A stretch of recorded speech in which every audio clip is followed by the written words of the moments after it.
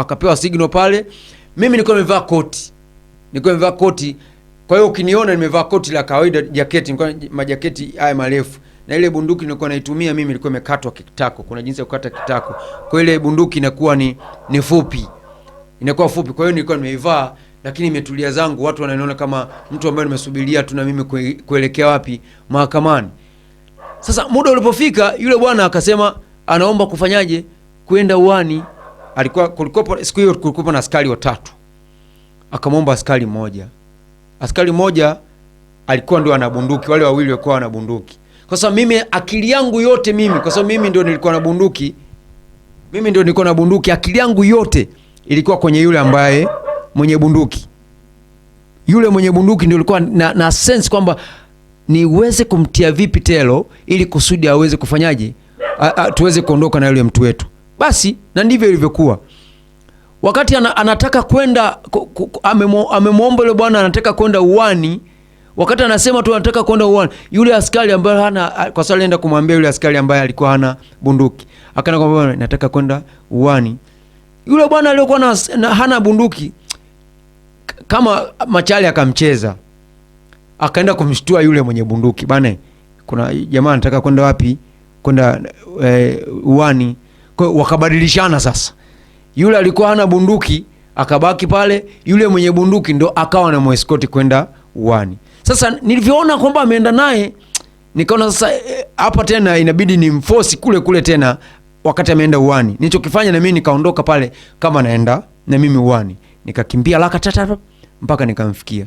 Yule bwana nilivyomfikia akawa kama anaingia uani. Ameshikilia yule askari akabaki nje kama amefanyaje? Ameshikilia ile bunduki yake. Anasubiria yule mtu aingie, atoke. Kwa wakati mimi nategea, wakati anatoka uani na mimi nataka nifanye kama ndo naingia maeneo pale choni. Kwa hiyo nilivyoingia choni, yule bwana akafanya kama anachelewa kufanyaje? Kuvaa. Kumbe mimi ndo nimeingia ndani kuiweka bunduki vizuri pale choni. Kwa hiyo nilivyotoka tu uani, nilitoka moja kwa moja. Bahati mbaya au bahati nzuri ilikuwa yule askari alikuwa ameshanipa mgongo. Amenipa mgongo, kwa hiyo haoni kinachoendelea nyuma. Kwa hiyo nilimgonga pale begani. Alivyogeuka tu namna hii akakuta mashine iko mbele yake. Nikamwambia hapo ulipo. Sasa hivi usipige kelele, ukipiga kelele na kusambua kichwa. Tulia hapo sasa hivi. Weka mikono juu. Achia, kwa sababu alikuwa ameishikilia ile bunduki namna hii. Kwa hiyo kifanya nikamwambia vaa bunduki ile ilikuwa na mkanda. Akavaa, nikamwambia achie bunduki, akaiachia. Haya, weka mikono nyuma. Kama mtu anapiga story tu. Kwa hiyo akaweka zake mikono nyuma. Kwa wakawa wanaongozana sasa na yule, nikamwambia fuata maelekezo unayofanyaje nayo kupa. Wakati huo watu wanaendelea mahakamani, wameshafika. Kwa hiyo nikamwambia fuata maelekezo unayokupa. Kwa hiyo akawa mbele yeye na mimi nyuma na yule jambazi mwenzetu ambaye tumekuja kumfuata moja kwa moja. Naambia sasa usipinde kushoto wala kulia. Ukinyosha tu mimi na wewe. Ukikatiza mimi. Sasa tulivyofika usawa mahakamani, wale askari wenzake wakaona tukio ambalo nimelifanya. Nilichokifanya nikapiga risasi kwanza juu. Pap! Nilipopiga risasi juu, wale wenzangu waliokuwepo barabarani wakasogeza gari. Waliposogeza gari, yule bwana haraka kwanza akakimbia kaingia kwenye kwenye gari. Halafu yule askari aliyokuwepo ameshika ile bunduki, amevaa ile bunduki. Kwa sababu mimi nilikuwa shampa, ukishika bunduki tu ukaweka mkono wako bunduki kuitoa nyuma, mimi na wewe. Kwa hiyo kifanya nikapiga bunduki risasi 3 juu tena. Wale watu mahakamani pale, wengine chini, wengine kukimbia, hakimu akarudi chumbani kwake. Yani ndivyo ilivyokuwa pale. Sasa watu wakabaki sana, ni nini kinachoenda? Hakuna mtu aliyeweza kutoka pale. Kwa hiyo nilichokifanya nikaingia kwenye gari, nikawa napiga tena zingine juu. Kwa hiyo nikaingia ile gari kakunja pale kutoka pale benki, mahakamani, kurudi kama kuna kasheri fulani kako mbele pale, ili tutafute barabara ya kuelekea Kasulu, kuelekea Manyovu sasa, na tunapitia pale kituoni kwao. Kwa hiyo tulivyotoka pale, moja kwa niko dirishani, nimefungua dirisha, napiga tu mashine. Yani ilienda inaimba kuanzia pale mahakamani mpaka tunashuka pale Kasulu kupandisha mlimani ili tuelekee kama kituoni kwao polisi. ni mashine tu yenyewe inaimba. Moja kwa moja tukaondoka mpaka Kasulu Mnanila. Fika Mnanila pale, moja kwa moja tulifika Mnanila mpaka pale boda. Fika boda tukamwambia jamaa, sasa wewe ingia kwenye nini, kwa sababu pale boda kuna magari, unakuta kuna shunting za magari ambao ya Burundi, yanatoka Burundi, yanatoka Tanzania, yanapeleka abiria Burundi. Kwambia sasa huu mchezo tushamaliza. Akaingia kwenye gari, alivyoingia kwenye gari akaondoka zake kuelekea Burundi. Tulivyomaliza sasa, uje uone jinsi ambavyo nina roho ngumu, bila kujali nini wale nini. Tulivyomaliza ule mchezo, wale wenzangu wakaondoka, ile gari ilikuwa imetubeba ikarudi kwenye shughuli zake. Mimi nikapanda ice kurudi Kasulu. Nikarudi Kasulu tena kwenda kufuatilia ule moto tumeuwasha, je ukoje? Kwa hiyo mambo yalikuwa makubwa, mpaka askari jeshi wenyewe walifika pale kwa ajili ya kuja kufanya msako wa watu gani wamefanya matukio yale yaliokuwa yanafanyika pale Kasulu. Lakini sasa cha ajabu, wakati wanaendeleza kutafuta hayo watu gani waliofanya, mimi mwenyewe niliofanya pia naendelea kupata habari za kina kwamba hao watu wanaofanya kuna hiki wanachoendelea kukitafuta, na mimi mwenyewe wananitafuta niko pale pale. Kwa hiyo unaweza kuona kwamba jinsi gani ambavyo nilikuwa nimeshashindikana. Ni matukio ambayo niliyofanya. Tukio lingine ambalo nilifanya, naomba niende kwa haraka. Tukio nilifanya tena ni Kahama. Wakati tumemaliza ile tukio, tukapewa nikaletewa, ndio maana nikwambia kwamba kwa Tanzania hii sidhani kama kuna mkoa gani ambao sijafanya tukio. Kuna matukio tulifanya Mbeya pale, watu walipigwa risasi. Nitakwambia tu hayo mambo yote kwa sababu umeshapata fursa ya kuongea na mimi. Nitakwambia mambo mengi sana ambayo pengine hujawahi kuyapata, lakini kupitia mimi naomba nikwambie. Na nakwambia, sikwambii hivi ili kusudi tu umjue Musa Chesa nilikuwa ni mtu wa namna gani, hapana. Nakwambia hivi ili kusudi na wewe unanitazama uchukue hatua ya kuyabadilisha maisha yako, usarende kwa Bwana. Basi kwa sababu mimi nilishindikana, lakini Mungu asema njoo, ameninasa. Ndio maana kila kitu nilichokuwa nakifanya, mbali na kukabidhi maslaha yangu, mbali na kufanya nini, lakini Mungu ni mwema ambaye alimfanikisha kusababisha mpaka na koko. Tukio lingine ambalo nilifanya Kahama, lilikuwa ni tukio mgodini pale Mgodini. Tulipewa taarifa tukiwa huko Kigoma, nikiwa Kigoma. Mgodi wa Buzwagi pale. Kuna mgodi unaitwa Buzwagi. Mona, nilipewa taarifa kwamba kuna mzungu ameuza madini yake. Kwa tukapewa dili kama kuna milioni 60 haraka tu ambayo iliyoko pale. Kwa hiyo tuende tukaichukue. Hiyo jamaa walivyotupa hiyo nikamwambia sawa, naombeni mnipe mimi hela. Kwa sababu nilikuwa mimi naondoka nimepewa changu. Naomba mnipe hela yangu. Wakanitumia hela yangu. Walivyonitumia hela yangu nikamwambia basi nitakuja siku fulani. Mimi nilikuwa situmii bunduki ya watu wengine. Nilikuwa tumia bunduki yangu mwenyewe niliyokuwa naimiliki mwenyewe. Basi nilivyopewa ile taarifa, nikamwambia okay sawa, mimi nitawapa. Jiandaeni kule niliwakuta majambazi wengine walikuwa 4. Kwa hiyo mimi nikawa tena 5. Ni tukio ambalo lilikuwa ni kubwa sana kwa sababu tuliingia ndani ya 18 ya polisi moja kwa moja. Lakini utaweza kushangaa Musa nilitokaje? Ni jinsi gani nilivyoweza kutoka. Sasa sikiliza. Baada ya hapo nikaondoka, nikafunga, nikaandaa kila kitu, nikaondoka mpaka Kahama.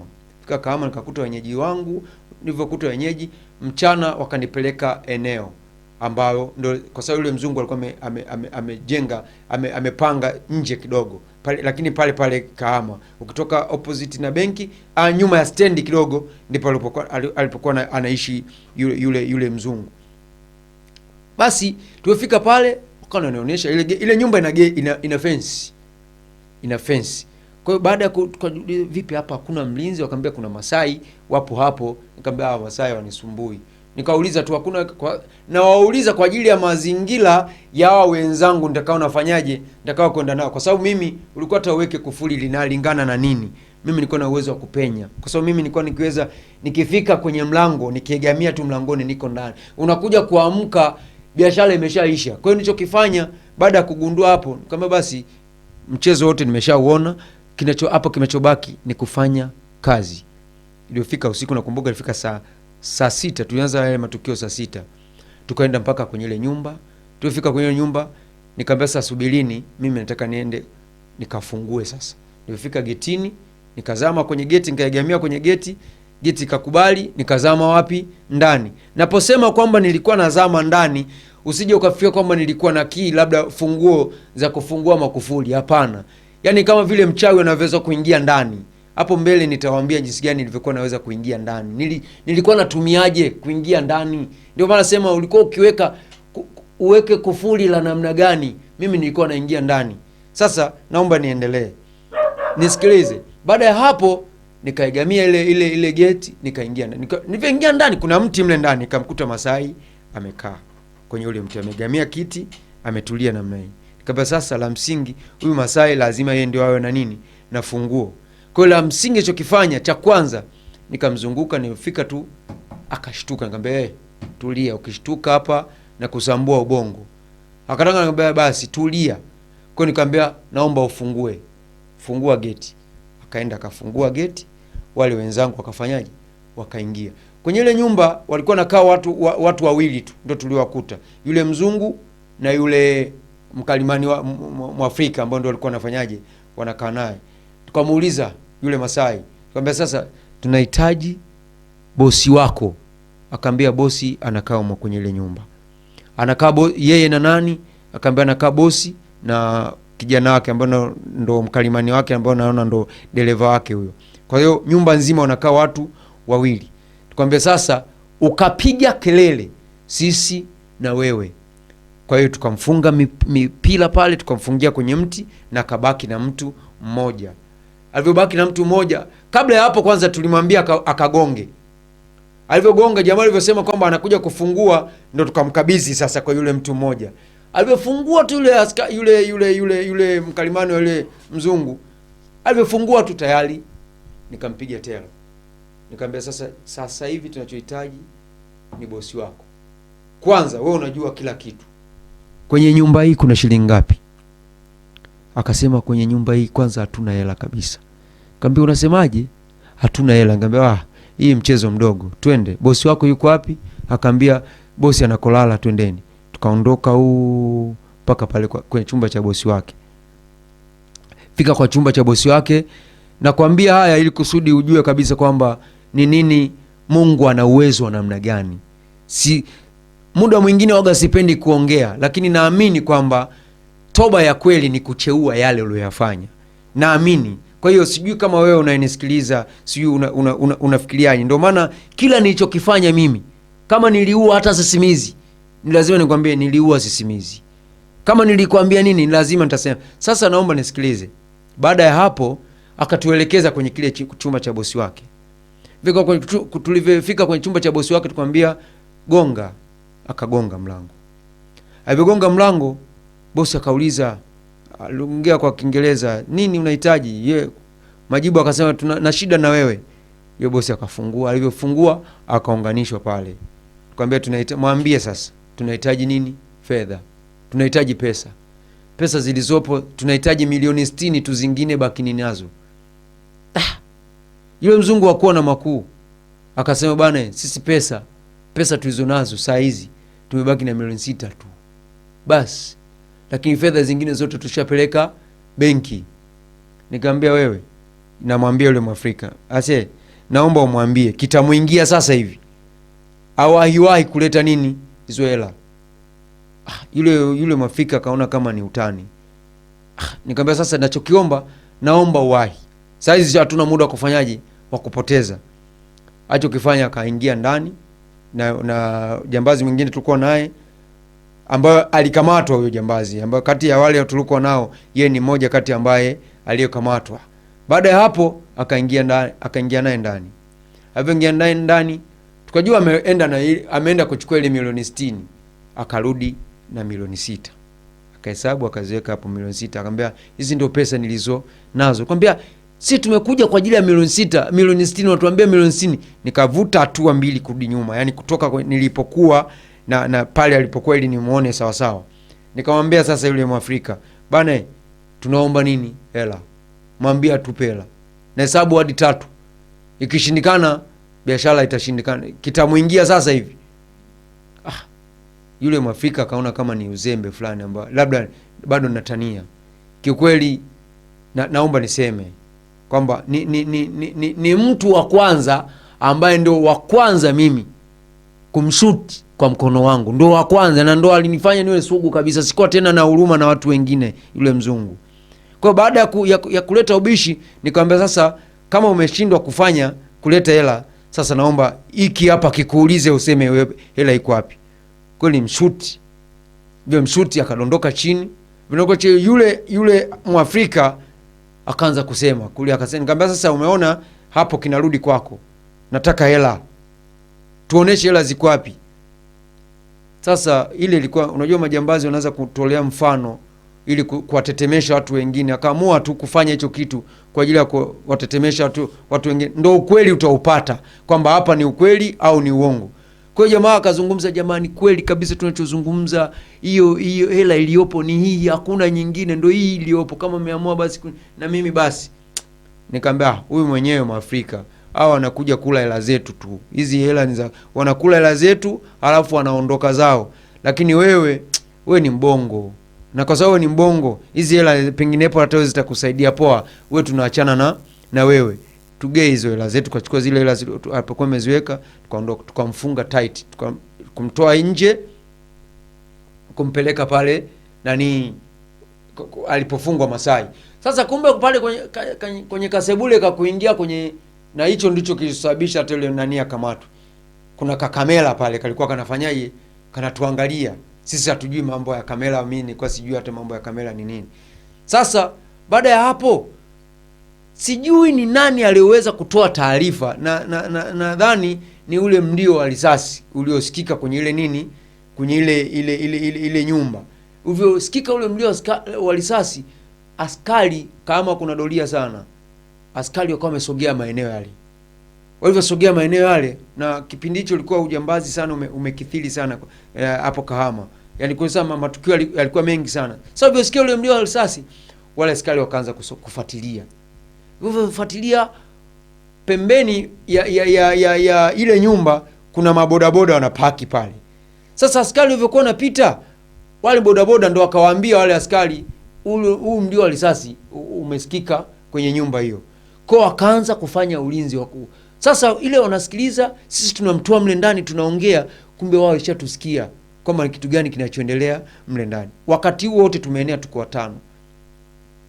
Basi baada ya hapo tukawafunga wote kamba, tukawafunga wote pamoja. Yule Masai kwenye yule mti, yule Masai na yule jamaa yake, tuwafunga pale. Sasa ili tutoke wapi nje, sasa tufungue geti. Kumbe askari nao hapo muda huko unaenda kama saa 8 sasa inakimbilia za usiku.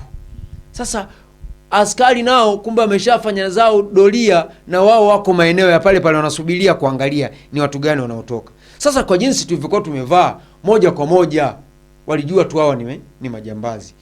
Mimi nikafungua mlango, pap, nilifungua mlango nikatoka nje. Wa pili akatoka, wa tatu akatoka, wa nne wakati anatoka, mimi nakaribia kuifikia, kuna barabara fulani inashuka inaenda, kuna shili moja pale ambayo ndio kuna barabara kuelekea kuja Shinyanga. Sasa nakaribia kuifikia ile barabara sasa, ili niweze wote tuingie barabarani. Nikasikia jamaa bodaboda wanazungumza, wale jamaa ndo naona ndo wanaanza kutoka. Nikajiuliza, hao jamaa ndo wanaanza kutoka, wanazungumzia bodaboda au wanatuzungumzia sisi? Sasa sisi tulikuwa tunashuka chini kuelekea stendi. Sasa pale stendi kuna kama kamfereji kabla hujafika kuingia ndani ya stendi. Tukamwambia sasa, ili tuende pale kwenye mfereji tugawane zile la zetu, kila mtu afanyaje, aondoke kivyake. Tukaondoka mpaka pale kwenye kile kimfereji. Hapana, tuko kwa mguu tu. Tupo kwa sababu nategemea, kwa sababu nilikuja na mabasi, nategemea pia kesho niondoke na mabasi kurudi Kigoma.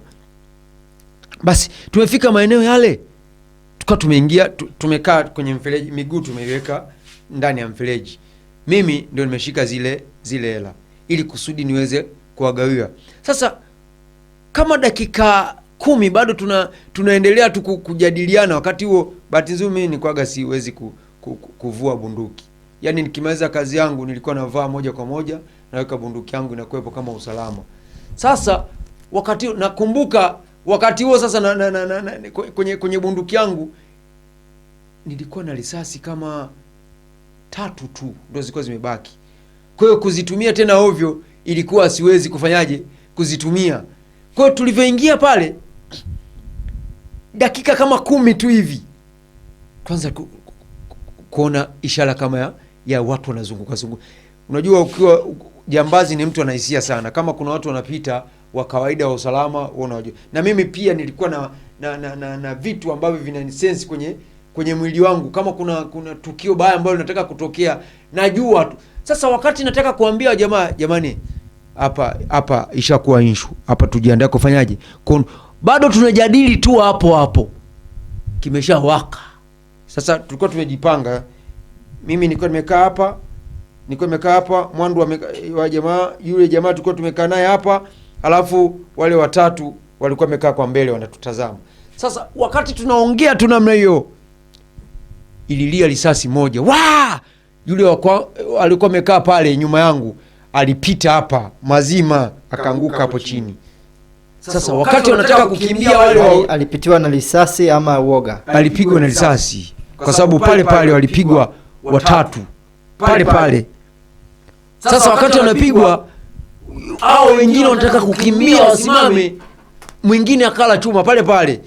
Huyu mwingine tena anataka akimbie akala chuma. Sasa mimi wakati nasimama huyu Mwandu, kwa sababu Mwandu alikuwa yule jamani nilikuwa niko naye, yeye alikuwa anajua asili kwamba mimi akishanishika uwezekano wa kuweza kuonekana haupo. Kwa hiyo alichokifanya yeye moja kwa moja alinirukia. Hivyo nirukia tukabaki tumetulia pale. Sasa jinsi ya kutoka hapa itakuwaje? Maana yake Mwandu jamaa ameningangania mimi. Halafu na mimi ndio natakiwa kufanyaje? Kumsevisha. Nitafanyaje? Nilichokifanya nikamwambia sasa bana, hebu shikilia vizuri.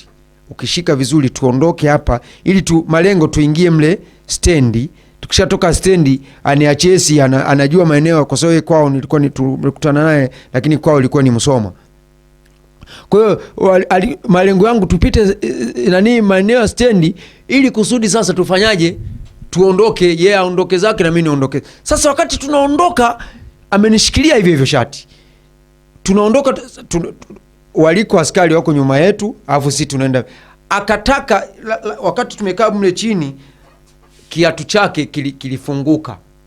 Yaani kilikuwa kama kimejivua. Kwa hiyo alikuwa anatembea kama anaburuza mguu. Kwa hiyo akataka achomeke kiatu akichomeke kikae sawa. Si akaniachia.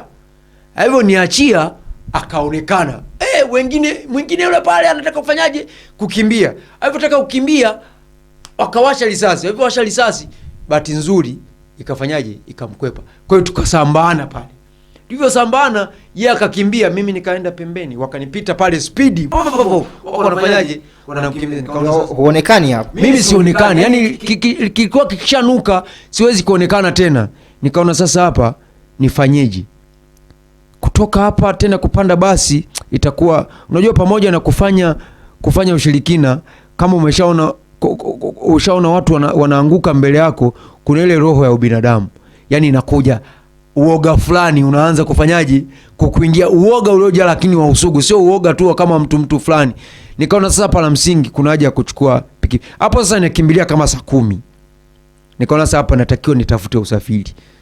Hapo kimeshanuka, bodaboda wamesala. Yaani nikaona hapa hawa wamesala, mmoja ndo natakiwa nifanyaje? Nipite naye. Nimetulia pale, akaja bodaboda pale anashangaa. Nilikuwa nimeshika bunduki yangu. Kwa hiyo nilimpa kitako kimoja tu Vipo kitako akaanguka chali. Alipoanguka chali akapiga kelele. Nilikuwa na risasi 2. Nikapiga moja, nyingine wale jamaa wakashajua tayari jamaa kumbe yuko pale. Kwa hiyo nikachukua pikipiki. Nilipochukua pikipiki nikaanza kuondoka. Nimeondoka malengo sasa niwapoteze. Kama nakuja Shinyanga halafu ni ile pale kuna roundabout kurudi kuja kurudi kuja maeneo ya huku kama nakuja Kigoma sasa. Nakuja Nyakanazi. Nimekuja kufika pale roundabout pale nini nilikuwa nimebeba kile kimagazini changu nilichokuwa nacho. Sasa siyo niligongaje kama imejitoa kwenye nini? Kwenye loki. Nilivyotoa kwenye loki ikadondoka chini, nikafunga breki tena, nikasimama, nikachukua magazini yangu tena nikafanyaje? Sasa wakati nakimbia, nachoamini kuna askari wengine wanaweza kuwa na tumacho tu kuona. Japokuwa ni askari na wao pia wanaweza kuwa kwa nikashangaa kwa nini hao msafara wa pikipiki wengine wananifuata? Ina maana wananiona. Kwa nikaona ili nihakikishe kama wananiona, nikachepuka sehemu kwenye ile barabara ya kuja Nyakanazi. Nikachepuka kabla kuna shortcut ambako saa hizi ndo wamewekea hapo Kahama, ndo wanawekea makarakana ya mambao, ndo sasa pale kuna shortcut, kuna roundabout iko pale. Sasa nilipofika pale nikaona nijaribu kuingia huku, kulikuwa kwa sababu ni kibaba cha vumbi na kipindi hicho kulikuwa bado kama kapolipoli. Nijaribu kuingia hivi, je, wananiona? Hakikishe kama wananiona. Kama wananiona nitakao najua sasa kuna mmoja kati yao anaweza kufanyaje kuwa naona na yeye. Sasa wakati nachepuka namna hii, nakata kona, nikaona na wao tena kufanyaje? Wakakata ngama, tayari wameshaniona. Nikavuka barabara ya vumbi kwa sababu pale pembeni kuna kama kisoko. Nikawa kama nakizungua kisoko, nikarudi kwenye lami. Sasa hapo inaelekea saa 12 asubuhi. Na wao wanarudi kwenye lami, wakanifuata kwenye lami. Kwa tukaanza msafara kwa pikipiki. Ile pikipiki kumbe imeisha nini? Mafuta. Tumekuja nao, tunaanza kuiacha Kahama kwa mbele. Nikasikia ile pikipiki inaanza kubunda. Pup. Na wao jamaa wale askari wanaanza kunisogelea. Bahati, nasema ni bahati kwa sababu mbele kulikuwa na watu naona walikuwa naenda machungoni na mang'ombe. Nimeenda, nivyoona sasa wananikaribia, ikabidi ni tupe ile chini pikipiki. Nilichukua na azima yangu ambayo nilikuwa sasa sijaifunga. Nikaichukua azima yangu kwa mfukoni, nikaifunga hapo kwenye mkono. Sasa hiyo azima ya hapo kwenye mkono, kwa maana nyingine ilizi yani. Ilizi. Azima ndo ilizi yenyewe. Nikaifunga kwenye mkono wangu wa kushoto.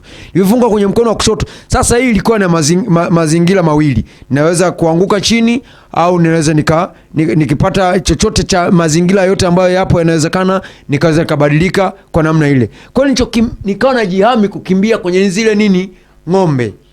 Nikakimbia moja kwa moja mpaka nifika kwenye ng'ombe. Cha kwanza lazima upate mazingira ya kitu ambacho uwingi. Usianzie tu hapo kwa sababu wanakukimbiza. Sasa wewe ugande tu kwamba sasa hapa ni kwa sababu na hii dawa haiwezi. Yani kwanza upate kile kitu ambacho ni kiashirio. Kama ni ng'ombe umeshanuia, nikiona ng'ombe basi kwa hiyo nilichokifanya baada ya kuona ile ng'ombe nikasema nataka niwe kama ng'ombe, nibadilike kama ng'ombe. Hapo niko nazungumza, niko nafanyaje, nakimbia. Wale polisi wakafika, wao wako na nini na pikipiki. Moja kwa moja mimi nikafika nikazama kwenye kwenye ng'ombe. Biashara ikawa imeishia hapo. Wakaingia pale namna hii, wanatafuta huyu jamaa ameingia humu, wanauliza wale wenye ng'ombe. Wengi askari wanasema atakuwa amevuka ngambo ya pili. Kwa hiyo wakavuka kuzunguka upande wa pili kuniangalia kwenye poli lingine kama nafanyaje, naendelea kwenda. Kumbe niko naenda na ng'ombe, natembea tu mwenye ng'ombe. Nikafika mbele, nikakuta kuna kanyumba alikuwa wameshajenga.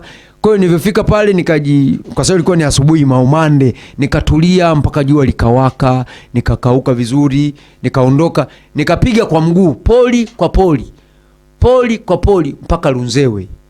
Nilifika Lunzewe pale nikakuta kuna basi la Adventure. Sasa na watu wenye mabasi tena walikuwa wananijua mchezo wangu kama ni vipi. Nilifika pale kwenye basi la Adventure, napanda kwenye basi, konda ananiambia bana Musa, vipi? Kuna usalama? Vipi tena bana? Nikamwambia usalama upo. Na nina bunduki yangu, hakuna mtu wa kuibaini wala kufanyeje. Bunduki ninayo.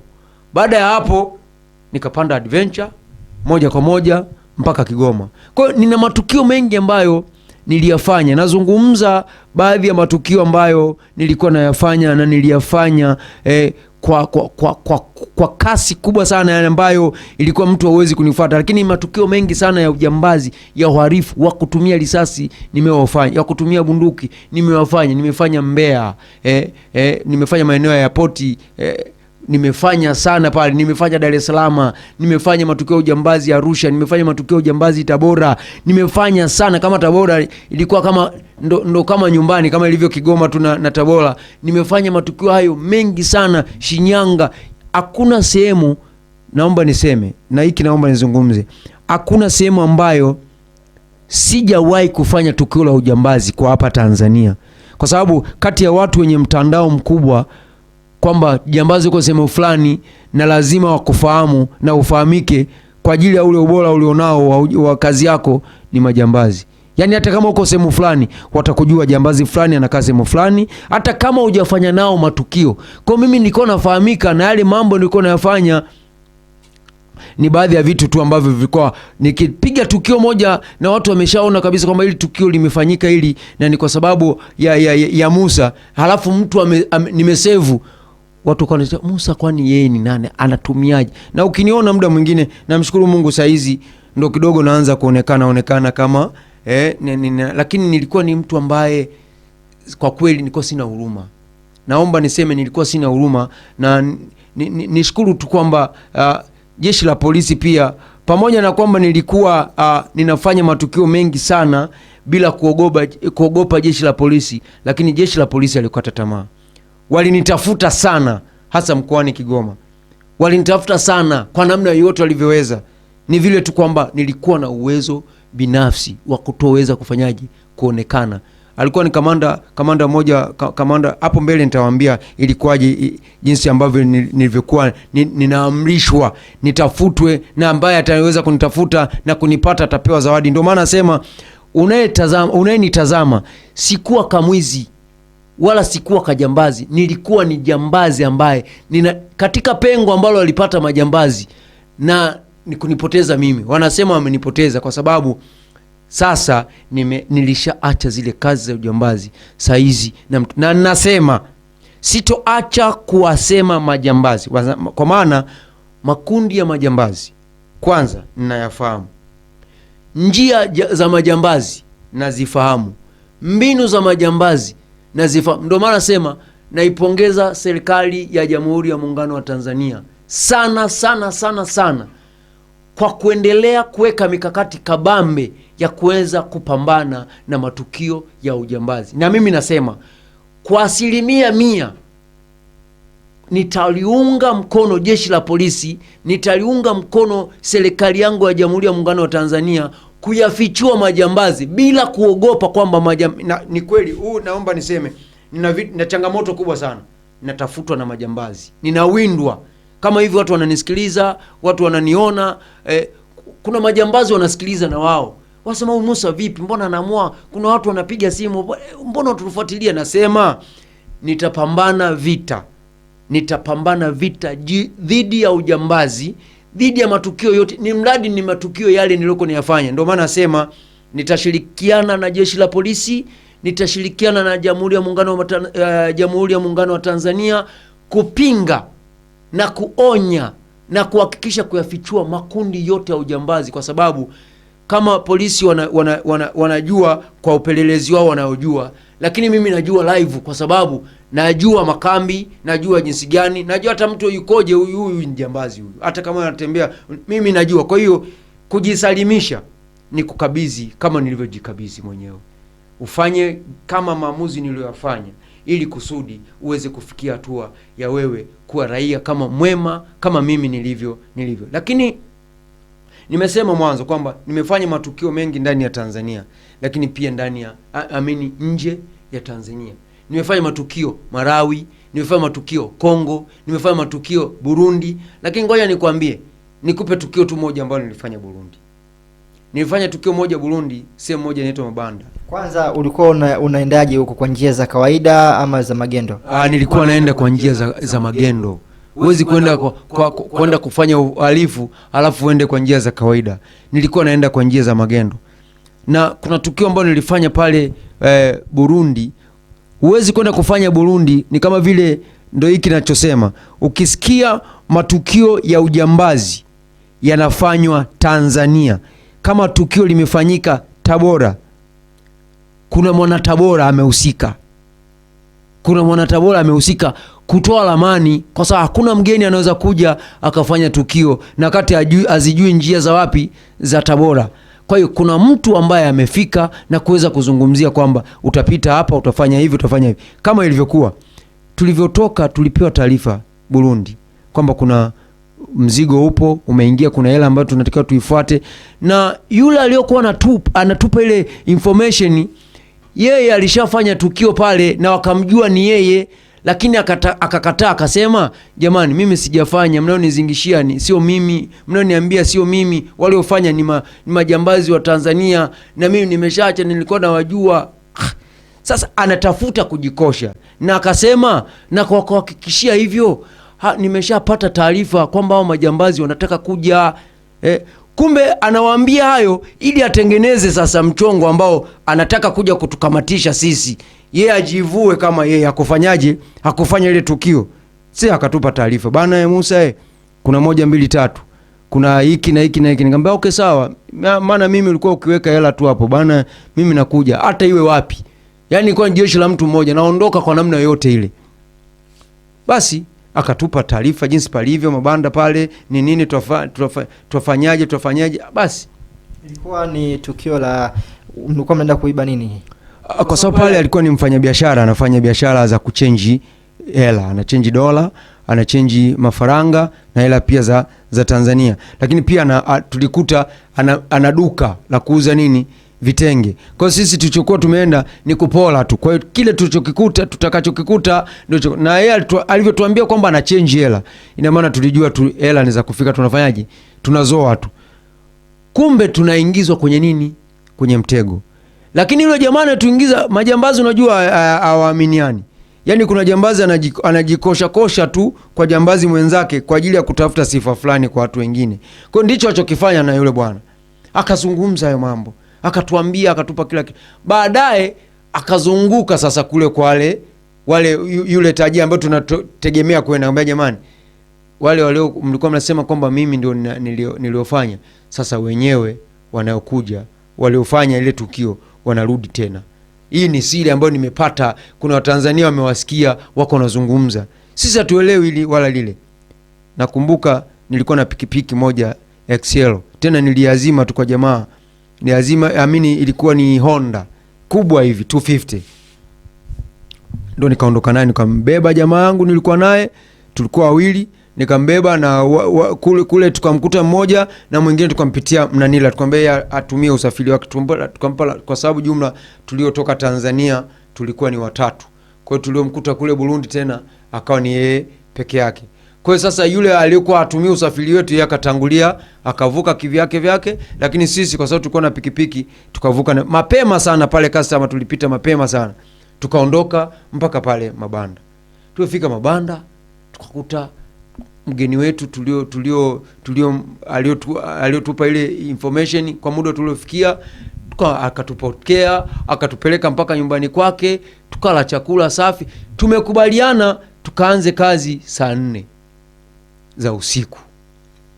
Kwa hiyo ile mchana tukawa tunatembea naye, kumbe tunakopitisha na tuonesha haya maeneo, kumbe ndo anatutambulisha kwa wenyeji. Na wale Burundi wakashasema, wakajipanga ile sisi ile usiku, kumbe ndo wao wanapeana taarifa, kila kitu kikakaa, wakatengeneza taarifa zao zikakaa vizuri. Sasa sikiliza kilichotokea. Baada ya hapo ikafika jioni, mara saa 2 ikafika za usiku, tumekubaliana tuanze ile kazi saa 4. Sasa kwanza ile saa 2 jamaa akasema yeye anataka kuvaa mask. Kwa hiyo anaenda kutafuta sehemu alipofanyaje, alipoziweka, akaondoka ile saa 2. Saa 3, saa 4 hajaonekana, saa 5 hajaonekana, saa 6 hajaonekana. Nikamwambia wale jamaa waya, huyu jamaa kwanza hata hela aliyokuwa anategemea kupata alikuwa anategemea kutoka kwetu. Kwa sisi tukapige sisi wenyewe, tufanyaje, tusepe zetu. Jamaa akasema kweli hii ni sawa. Kumbe alivyoondoka, ameondoka mazima, hataki yeye tena kuonekana. Sisi tukaondoka moja kwa moja. Mle ndani kwake kulikuwa na jiwe lile la kuvunjia, linaitwa Fatuma. Tulichukua ile jiwe tukaondoka nalo mpaka pale. Kumbe kale kamlango wameweka kakomeo kadogo tu ambako ukipiga tu buti lile linafunguka tu haraka haraka. Basi tumefika pale. Mijengo ya Burundi wanajenga design moja, wanaezeka kama slope fulani hivi. Basi tumefika pale, tukashika jiwe 1 2 3 tukapiga kwenye mlango ukafunguka. Mlango umefunguka moja kwa moja, kwa sababu tulikuwa tushapewa hadi ramani ya nini ya chumba. Tuingia chumbani moja, tukamkuta mke wake yuko na mtoto. Fika pale tukamuuliza yule mwanamke, mume wako yuko wapi? Sasa ajue kuongea Kiswahili. Sasa yule mwenzangu tulikuwa naye alikuwa anafahamu kuongea Kirundi. Akaanza kumuuliza, mume wako yuko wapi? Anaongea kwa Kirundi. Akasema mume wangu alisafiri, amesafiri, ametoka. Tukamwambia, akaanza kumchezesha nini mabapa pale. Kumbe wakati anachezesha mabapa, yeye analia, yule mama anavyolia kule nje ameshasikia. Kwa hiyo wakatengeneza uzio, wakawa wamejiweka kila kitu. Wamejiweka kila kitu. Nikaona sasa hapa sisi hatujui kinachoendelea. Tukamwambia haya, tunaomba hela. Akachukua, kuna mahela ya Kirundi, alikuwepo mahela ya Kirundi. Sasa hela ya Kirundi hata kama ikiwa ni 1,000,000 inaweza ikajaa hata lifuko. Tukaona sasa mahela haya ni mengi. Haya yanatosha. Tukachukua zile hela, tukaziweka kwenye mfuko. Tukaona sasa hapa tuchukue vitenge, kwa sababu alitupeleka mpaka dukani.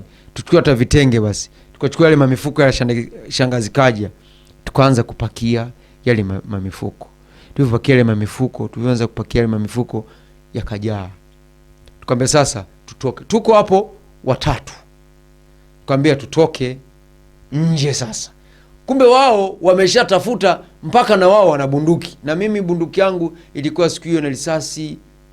Kwa sababu ninaenda najiamini sana. Ilikuwa na risasi kama 5. Tukafika hadi pale. Tulivyotoka nje,